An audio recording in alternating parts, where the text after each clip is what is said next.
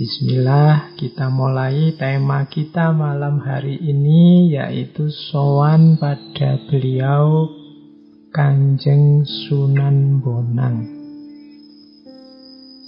Ini salah satu tokoh dari generasi Wali Songo sekitar abad 14 sampai abad 16. Dulu kita pernah membahas juga salah seorang tokoh dari Wali Songo, yaitu Kanjeng Sunan Kalijogo. Malam ini kita temui salah seorang sahabat Sunan Kalijogo, bahkan juga gurunya, yaitu Kanjeng Sunan Bonang. Istilah Sunan ini kependekan dari Susuhunan. Susuhunan itu berarti, kalau diartikan letterlet, itu tempat menerima susunan. Yang dimaksud susunan itu susunan 5 jari. Jadi kalau teman-teman lihat posisi orang sedang menyembah, kemudian 5 jarinya diadungkan, saling menempel, nah itu namanya susuhunan. Kalau lihat emojinya, emotikonnya WA yang teman-teman sering ngasih gambar telapak tangan 2 nempel, nah itu sebenarnya posisi susuhunan. Biasanya diberikan pada orang yang sangat dihormati. Susuhunan kemudian disingkat jadi Sunan. Meskipun ada juga yang bilang bahwa Sunan itu dari bahasa Arab, jamaknya sunnah itu sunan. Berarti beliau-beliau para wali ini adalah orang-orang yang gemar dan cinta menjalankan sunnah-sunnah dalam agama. Ya monggo, yang disetujui yang mana, tapi yang jelas para wali ini punya jasa yang sangat besar bagi masyarakat Nusantara. Kalau Wali Songo ya khususnya di Pulau Jawa, karena dalam jangka waktu 2-3 abad mereka bisa memasukkan Islam di hampir 80% wilayah Jawa. Oke. Ya meskipun hari ini kan ada juga orang-orang yang setengahnya meragukan apa ya beneran ada Wali Songo. Kalau para walinya pasti ada, peninggalannya banyak, makam-makamnya di mana-mana. Tapi nanti tafsir terhadap satu lembaga atau satu institusi yang dikenal dengan nama Wali Songo ini macam-macam. Silahkan teman-teman cari di buku-buku, ada tentang perdebatan makna Wali Songo. Ada yang bilang Songo itu ya angka, berarti ada semacam dewan wali yang jumlahnya 9. Yang nanti ini kalau ada salah satu meninggal ya diganti wali yang lain. Dewan ini punya misi khusus, punya tugas khusus. Ada yang bilang Songo itu istilah sebenarnya dari bahasa Buddha, Sangha. Ada yang bilang Songo itu dari bahasa Arab, Sana, yang artinya mulia. Jadi Wali Songo itu wali-wali yang dimuliakan. Oke, kita malam ini tidak membahas kontroversi itu. Yang jelas mereka adalah orang-orang mulia yang jasanya sangat besar. Mereka yang membawakan cahaya ke tanah Jawa dengan ajaran Islamnya. Oke, baik. Langsung saja kita berkenalan dengan beliau Kanjeng Sunan Bonang. Beliau ini termasuk keluarga para wali. Mbah buyut beliau itu generasi awal wali yang menyebarkan Islam ke tanah Jawa. Teman-teman mungkin pernah mendengar nama Syekh Jumadil Kubro. Atau ada yang menyebut nama beliau aslinya adalah Syekh Jamaluddin Akbar Al-Husaini. Ini seorang ulama besar yang berasal dari Samarkand. Samarkand itu kalau sekarang wilayah Uzbekistan, Asia Tengah. Termasuk keturunan Kanjeng Nabi, keturunan ke-10 dari Sayyidina Husain. Nah, Syekh Jumadil Kubro ini petilasannya banyak. Makamnya juga diklaim ada di beberapa tempat. Ya monggo lah, kalau yang urusan kontroversi tidak kita bahas. Tapi ada sosok ulama besar, wali besar awal namanya Syekh Jumadil Kubro yang dari Uzbekistan datang ke Jawa. Bahkan beliau ini tidak sendirian menyebarkan agama, tapi juga mengajak dua putranya. Yang pertama kita kenal nama putranya adalah Syekh Maulana Malik Ibrahim, dan yang kedua namanya Syekh Maulana Ishaq. Nanti Syekh Maulana Ishaq ini jadi ayahnya Sunan Giri. Nah, perjalanan dakwah bertiga ini, kalau Syekh Jumadil Kubro ke Jawa, nanti Syekh Maulana Malik Ibrahim awalnya ke Campa atau Cempa. Campa ini kalau hari ini wilayah Vietnam, bagian barat selatan. Dan Syekh Maulana Ishaq ke Samudra Pasai. Nanti setelah 13 tahun di Campa, Syekh Maulana Malik Ibrahim meninggalkan keluarganya di sana, berangkat dakwah ke Jawa, menyusul ayahnya. Meninggalkan dua putra beliau di Campa. Yang pertama namanya Sayyid Ali Rahmatullah, atau nanti dikenal sebagai Raden Rahmat, dan nantinya dikenal sebagai Sunan Ampel. Dan yang kedua Sayyid Ali Murtado atau Raden Santri.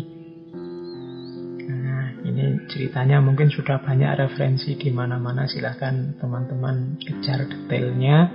Nanti Raden Rahmat ini dan Raden Santri berdua menyusul ayahnya ke Jawa. Dan di sana nanti melanjutkan dakwah ayahnya. Nanti ceritanya silahkan dibaca bagaimana Sunan Ampel berupaya melakukan dakwah menyebarkan Islam di Pulau Jawa bersama saudaranya. Nah, Sunan Ampel atau Raden Rahmat ini nanti menikah dengan putra seorang bupati dari Tuban. Menikah dengan putri Bupati Tuban yang bernama Nyai Ageng Manilo.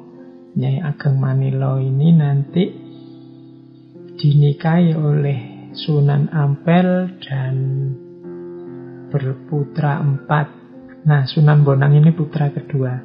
Yang pertama perempuan, yang kedua Sunan Bonang, yang nama asli beliau yaitu Raden Makhdum Ibrahim.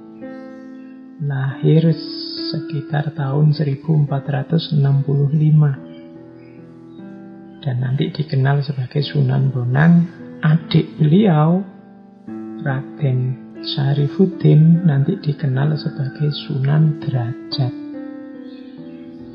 Dan yang keempat perempuan.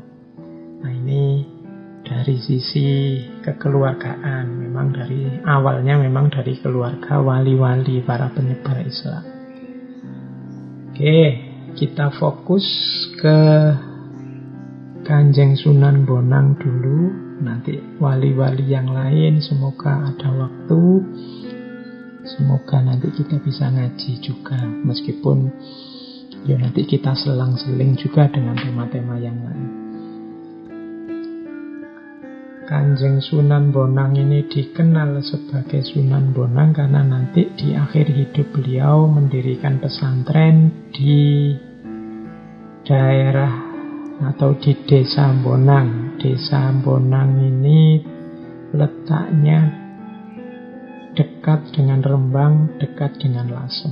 Jadi provinsi perbatasan antara Jawa Tengah dan Jawa Timur sekarang.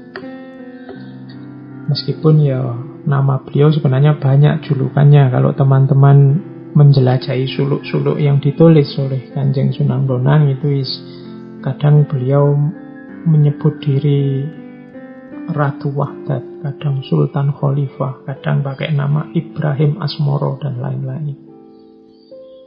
Bahkan nanti ada satu juga gelar beliau yang dikenal dengan nama Sunan Wadat Hanyokrowati. Ini nama ini unik karena ada kata-kata wadat. Wadat itu kalau dalam bahasa Jawa artinya tidak menikah. Dan memang Kanjeng Sunan Bonang tidak menikah sampai akhir hayat. Lebih fokus pada ilmu dan momong umat. Sehingga beliau mendapat gelar Sunan Wadat Hanyokrowati.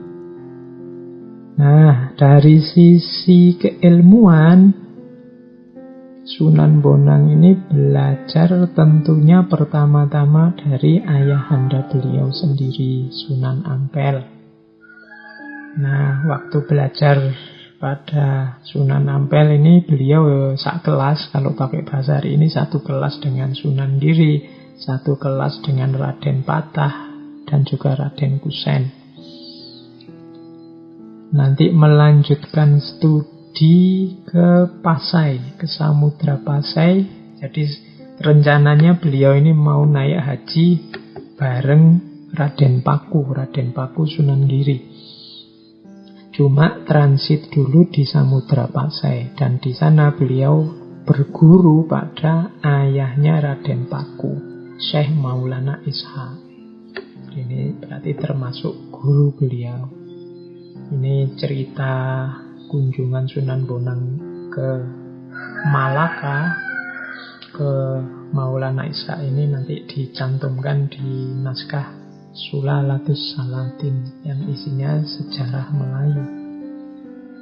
Nah, nantinya ini semacam biografi beliau sepulang dari berguru, sepulang dari Mekah.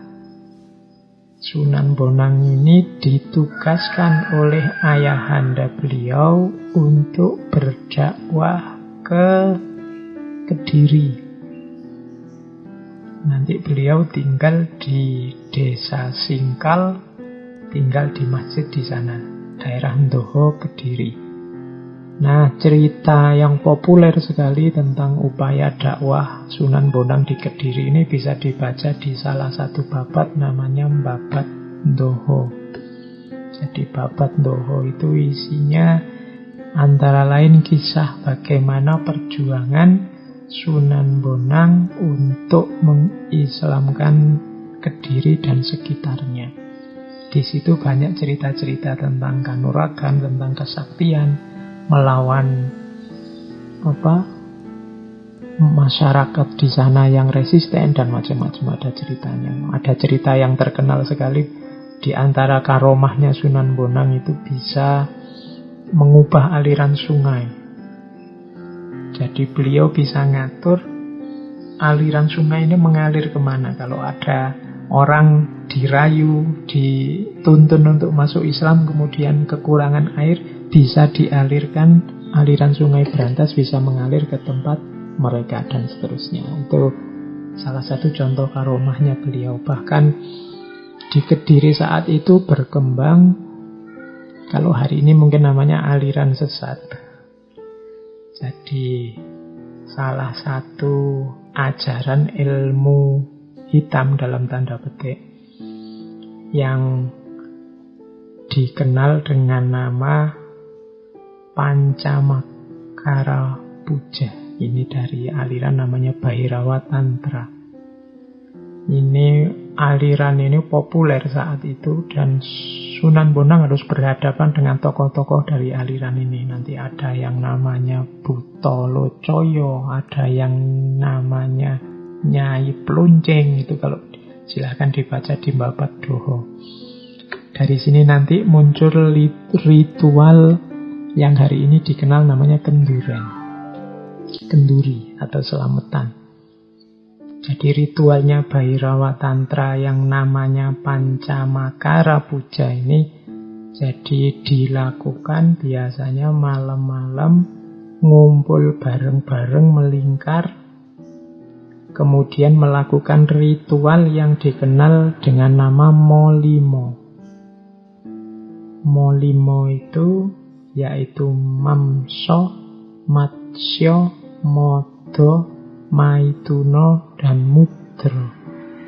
Mamso itu daging, Matsya itu ikan, Modo itu mabuk, Maituno itu bersetubuh, bersenggama, Mudra itu meditasi. Jadi aliran ini punya pandangan nafsu itu harus dituntaskan, dipenuhi sampai beres, baru orang bisa masuk ke ranah spiritual. Cuma asumsi ini dijalankan dengan vulgar.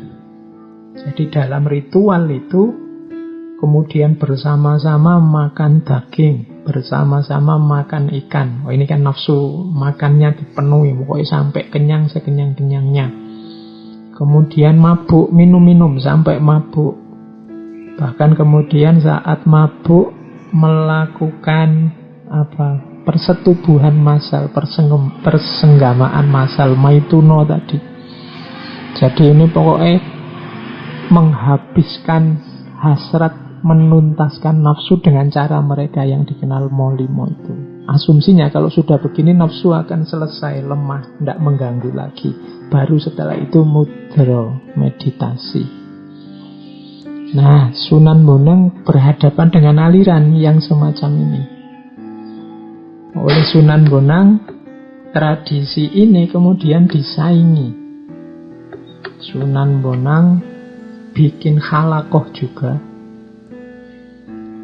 dengan pengikut beliau, masyarakat desa, yang ngumpul-ngumpul juga. Di situ ada makanan juga, mungkin ayam, mungkin nasi tumpeng dan macam-macam disiapkan di situ.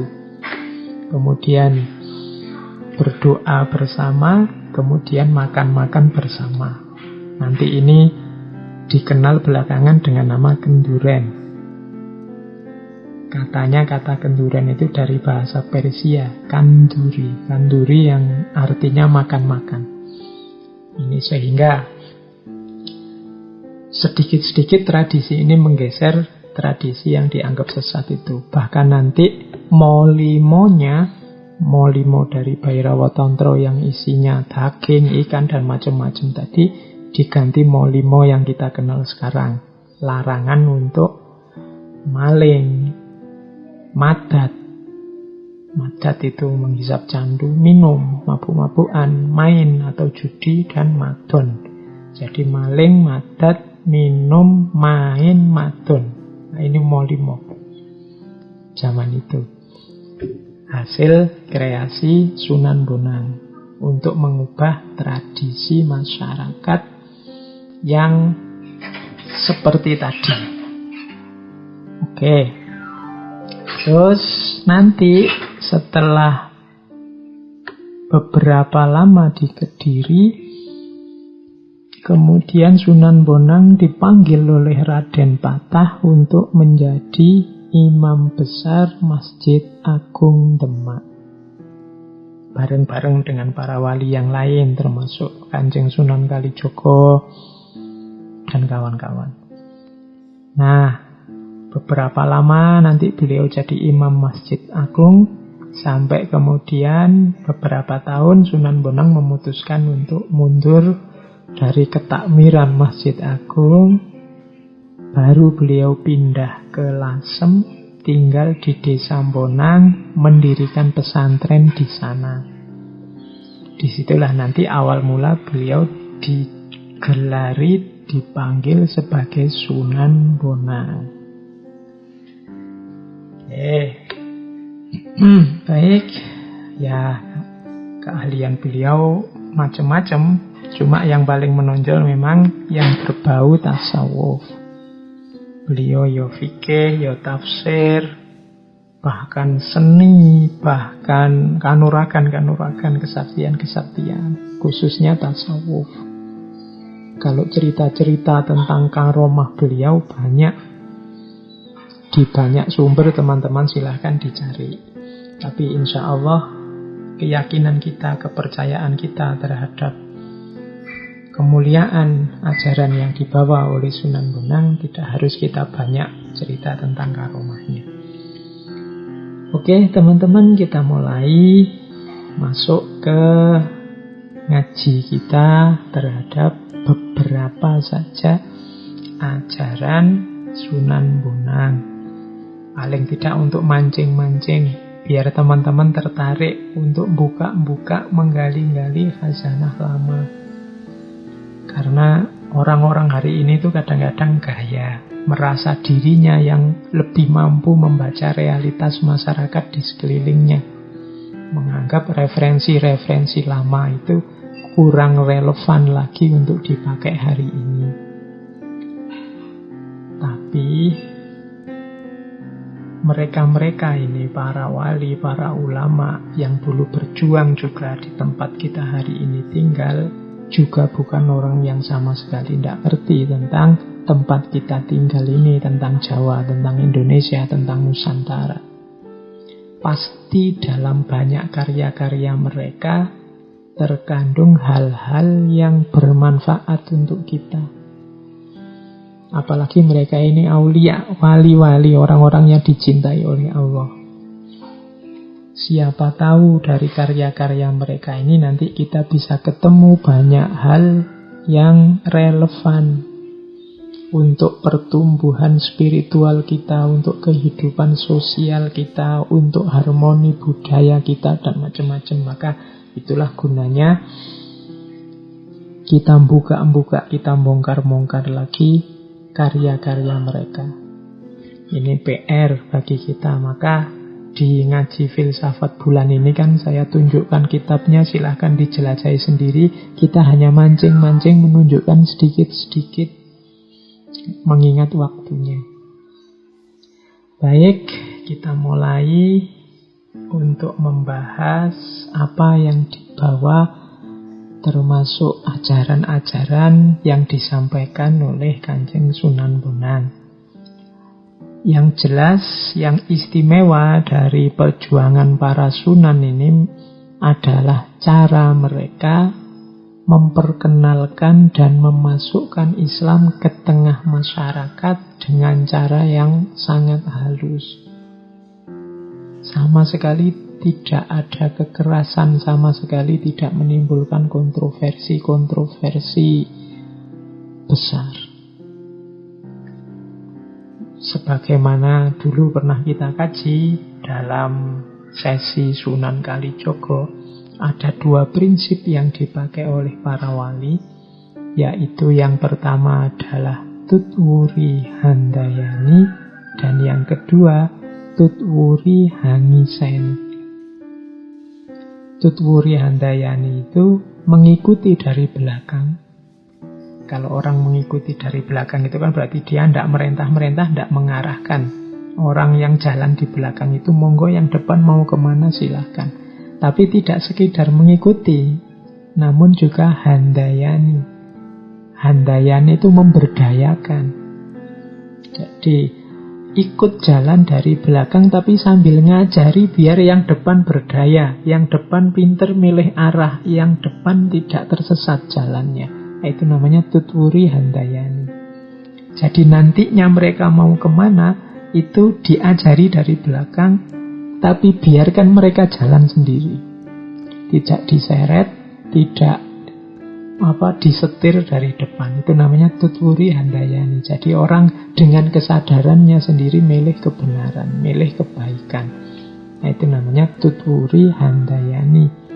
Yang kedua tutwuri hangiseni. Tutwuri hangiseni ini mirip dengan handayani tadi, mengikuti dari belakang sambil mengisi, nambah wawasan, nambah ilmu, nambah pengetahuan, sehingga yang di depan ini pinter, terus bisa jalan sendiri ke arah yang benar. Itu namanya tutwuri hangiseni. Tidak berdiri di depan kemudian merentah-merentah, nyuruh-nyuruh, bahkan marah-marah, maksa orang ikut dia, tapi berdiri di belakang sambil mengisi dengan wawasan-wawasan kebenaran, kebaikan, keindahan, sehingga yang di depan sadar, terus mereka milih rute perjalanan yang benar. Jadi ini prinsip strategi dakwah yang dilakukan oleh para wali zaman dulu. Jadi dakwah yang tidak menimbulkan konflik, dakwah yang tidak melahirkan masalah. Dakwah itu kan sebenarnya memberi solusi kebenaran, solusi kebaikan. Jangan sampai dakwah kita malah melahirkan problem baru. Kalau pakai bahasa pepatah ya mengambil airnya, mengambil ikannya, tapi jangan sampai keruh airnya. Itu strategi dakwah yang kedua. Nah, untuk melakukan ini, para wali banyak menggunakan media seni. Seni ini kan lebih halus. Seni ini kan lebih mudah masuk ke tengah masyarakat. Yo kalau zaman dulu seni ini gamelan, wayang, dan lain-lain. Yo monggo hari ini kalau memang dibutuhkan mode dakwah semacam ini, ya teman-teman harus menguasai seninya. Kalau dulu medianya gamelan, mungkin sekarang ya medianya film, sinetron, YouTube, Instagram, dan macam-macam. Monggo gunakan itu untuk yang positif sebagai wadah. Kalau zaman dulu para wali ya pakai wayang, pakai tembang, pakai suluk, gamelan. Bahkan nanti ada satu gamelan alat musik yang hasil karya Sunan Bonang yang nanti dikenal dengan nama bonang. Alat musik gamelan yang namanya bonang ini bentuknya seperti gong yang kecil itu nanti. Cara mainnya dipukul. Bonang ini kalau zaman dulu manfaatnya besar. Biasanya untuk mengumpulkan orang, ada pengumuman dari pemerintah macam-macam. Terus orangnya muter-muter desa sambil mukul bonang ini tadi. Media untuk mengumumkan sesuatu, untuk menerangkan sesuatu zaman dulu. Dan bagian juga dari musik gamelan yang mengiringi wayang. Kalau di wayang tidak bisa panjang kalau dijelaskan bagaimana dahsyatnya para wali menggunakan media wayang. Wayang itu di India tidak ada, meskipun ceritanya basicnya dari India, pertempuran antara Kurawa dan Pandawa, tapi para wali memodifikasi cerita itu sesuai dengan visi dan misi yang mereka bawa. Ditambah ceritanya, dimodifikasi, bahkan tokoh-tokohnya diberi nama ulang. Bahkan ditambah tokoh-tokoh, misalnya ditambahi Punokawan, kemudian ditambah tokoh-tokoh yang kalau dalam cerita India tidak ada. Dikenal juga cerita namanya cerita carangan. Ini Sunan Kalijogo, Sunan Bonang, dan kawan-kawan punya kreasi carangan. Carangan itu di pakem Mahabharatanya tidak ada. Misalnya cerita tentang, kalau dulu Sunan Kalijogo ada Dewa Ruci. Kemudian masih ada cerita tentang Petruk dadi ratu. Masih ada cerita Layang Kalimosodo. Ada cerita Semar Barang Jantur, ada cerita Begawan Ciptoning, ada cerita Wahyu Widayat, macam-macam hasil kreasi para wali. Termasuk tokoh-tokoh tambahan para Punokawan tadi, Gareng, Petruk, Bagong, Semar. Oh, ini hari ini banyak buku-buku yang membahas tentang sufisme dalam wayang, yang nanti ditafsir misalnya Gareng, Petruk, Bagong, Semar itu sebenarnya simbol dari kondisi jiwa manusia. Gareng ini simbolnya nafas yang amarah, Petruk simbolnya nafas yang lawamah, Bagong simbolnya nafas yang mulhamah, sufiyah, dan Semar ini simbolnya nafas yang mutmainah. Ada yang nafsir Punokawan ini sebenarnya simbol dari suluk. Makanya namanya Gareng. Gareng itu diambil dari korin, nala korin. Nala korin itu dapat teman. Ini mungkin tafsir dari Amar Ma'ruf, mengajak yang baik, mencari teman. Kemudian Petruk. Petruk dipandang sebagai simbol dari kata-kata fatruk, masih wallah. Tinggalkan semua yang bukan Allah, semua yang tidak sesuai ajarannya. Mungkin setara dengan konsep nahi mungkar. Terus baho ini artinya membangkang, memberontak, mengalahkan. Mungkin bisa ditafsirkan mengalahkan hawa nafsu. Jadi untuk bisa menjalani jalan sufi, kita butuh melakukan yang ma'ruf, meninggalkan yang mungkar, mengalahkan hawa nafsu. Pada akhirnya agama kita akan kokoh, tuntas, dan membuahkan sesuatu yang kita sebut kasyaf, makrifat, dan seterusnya. Nah, buah atau kekokohan itu, kalau pakai bahasa Arab, buah itu thimar. Atau kalau itu kokoh yang karena paku itu bahasa Arabnya simar juga, paku. Jadi terus ini simbol dari semar dan seterusnya. Ini salah satu contoh modifikasi yang dilakukan oleh para wali. Semoga khazanah-khazanah semacam ini tidak hilang, tidak dilupakan oleh generasi masa kini. Baik, malam hari ini kita tidak sibuk di situ. Malam hari ini kita sedikit-sedikit akan menengok karya-karya Sunan Bonang, khususnya yang dalam bentuk suluk. Ya kalau suluk, kata-katanya jelas ya. Kata-kata suluk itu sangat dekat dengan dunia tasawuf, dunia sufi. Salaka yasluku. Salaka yasluku itu berjalan. Jadi kalau ada sastra yang jenisnya suluk, itu biasanya petunjuk, isinya petunjuk untuk bagaimana cara kita berjalan menuju Allah atau jalan sufi. Kanjeng Sunan Bonang punya banyak karya suluk. Meskipun beliau juga selain suluk juga banyak tembang, banyak lagu-lagu. Beliau keahliannya salah satunya itu nembang. Kalau nembang suaranya menghanyutkan meskipun hanya diiringi dengan bonang. Ada cerita Kanjeng Sunan Bonang ini menaklukkan perampok hanya dengan tembang. Jadi satu ketika beliau ini sedang nembang bersama murid-muridnya, kemudian diserang oleh perampok. Nah, para perampok ini ingin merampas hartanya Kanjeng Sunan Bonang dan murid-muridnya pastinya. Untuk melawan para perampok ini, Kanjeng Sunan Bonang terus nembang lagu Durmo. Begitu Kanjeng Sunan Bonang menembang, ini para perampok ini tidak bisa bergerak. Jadi diam di tempatnya, kaku. Sampai Sunan Bonang mengakhiri tembangnya dan mereka kembali lagi bisa bergerak dan bertobat, tidak jadi ngerampok. Termasuk kalau teman-teman ingat, salah satu tembang yang sering kemarin-kemarin kita ucapkan yaitu tembang Tombo Ati.